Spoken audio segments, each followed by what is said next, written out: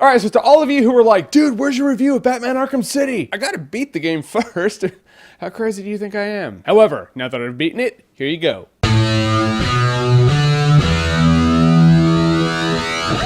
Batman Arkham City. Alright, the reports are coming in. Batman Arkham City is getting like 9, 9.5, 10 out of 10. It's crazy. Everyone loves the game. So how is it? Batman Arkham City is better than Batman Arkham Asylum. I didn't know how it could be, but it is. So in Batman Arkham City, a part of Gotham City's been sectioned off and isolated to form Arkham City. You know, a part of a city that's been sectioned off as a prison, kind of like Escape from New York with the Batman. How is that not awesome? So after one of the coolest intros that I personally didn't expect, now you're Batman, you're in Arkham City, and you're taking out all the criminals. And what I really liked about Batman Arkham City is these criminals have sectioned off parts of the city as like their territory, and not every criminal likes every criminal. So sometimes you gotta form these uneasy alliances with people. By people, I mean, you know, bad guys that you know, to take out the other guys. That's awesome. And you have the tech that you have from the first game, and you get a bunch of new tech in this one. You have like double the items. And just like Batman Arkham Asylum, you upgrade abilities, you upgrade moves, you upgrade your tech. Little word of advice, I'm just gonna let you know this. There are these little side challenges, like the Wayne Tech challenges, where you have to glide with your bat cape. Do the first 5 of those, you'll get an ability. It's one of the most useful abilities you're going to get in the game. Just in terms of story and gameplay, Batman Arkham Asylum seems so small compared to Batman Arkham City. Batman Arkham City is definitive Batman in every way, shape, and form. When you first start out the game, you start out and you can go anywhere in Arkham City. That just seems big and heavy. That's what she said. And then you start getting the lay of the land, you're like, alright, now I'm the Batman, I'm taking dudes out. And then you'll run across like a Riddler trophy or something like that, and that leads to another riddle, which leads to another riddle. Then you'll come across a ringing phone, that'll lead to another series of side quests. There's just so much to do in this game. The scope of the game is so big, and they didn't waste it at all. They filled it with a bunch of side missions to do, a bunch of secrets, a bunch of quests. That's how a game should feel. Especially a game involving the Batman. And again, Kevin Conroy voices Batman, and he is the Batman. He'll hold up a thug and interrogate him and be like, lie to me if you're done chewing solid food. And you're just like, I'm Batman.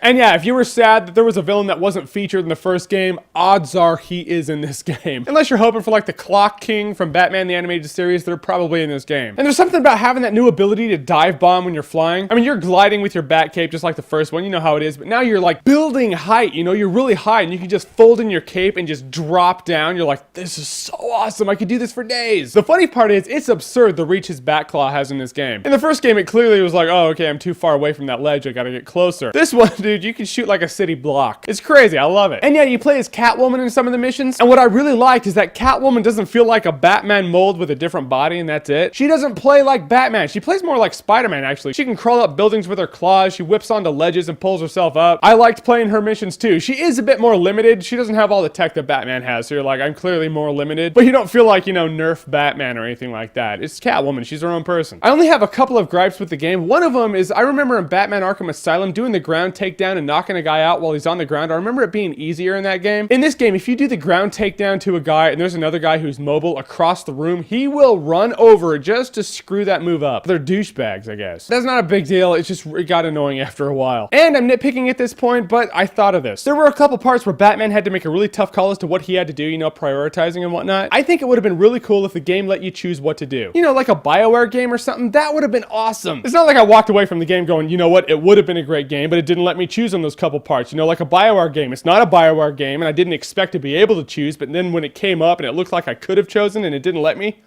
you know, I'm not gonna be like that. Not like the game's less cool. Just saying though. And those are my only real gripes about the game. Other than that, the game is so solid. And I'll admit it, I haven't maxed the game at 100%. I beat the game. I got a number of the secrets. I haven't gotten all the secrets, so I gotta go back up and I gotta finish off the secrets. It's fine if you beat the game and don't get all the secrets, because, you know, now you're Batman, you can do free roaming after you beat the game and you can just round up all the riddles and secrets and stuff like that. However, I wanted to get this review to you before the holidays, before Christmas. And I figured if I got all the secrets, you know, I wouldn't be able to. It's a big game, dude. So I gotta go back and get all the secrets and spend more hours after I've beaten the game. And the cool thing is, I'm excited to do that. It's not one of those games after you beat the game, you're like, all right, whatever, I can just put it down now and that's that. I have not yet heard anyone who's bought this game say something like, I paid $60 for this game, lame. And I really don't think I ever will. I would say Batman Arkham City, I'm gonna go for it, is Awesometacular.